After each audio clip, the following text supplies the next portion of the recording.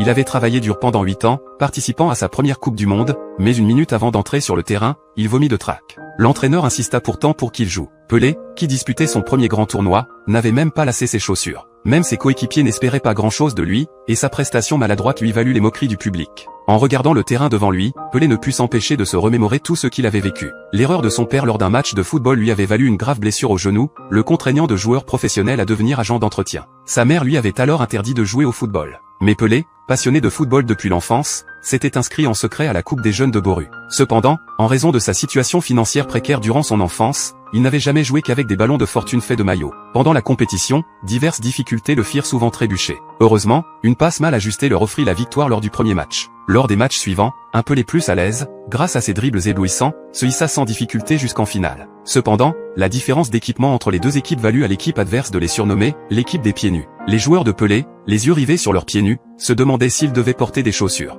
Aussi, le jour de la finale, ses coéquipiers apportèrent une pile de chaussures de football trop grande, que Pelé enfila à contre-cœur. Pendant ce temps, les recruteurs de Santos arrivaient au stade. Mais le score bascula dès le coup d'envoi. L'inconfort des chaussures les empêcha de jouer à leur plein potentiel, et l'écart se creusa. Les railleries de l'équipe adverse attisèrent encore davantage la colère de Pelé. Il retira ses chaussures et les jeta au loin. Et le vrai football samba ne faisait que commencer.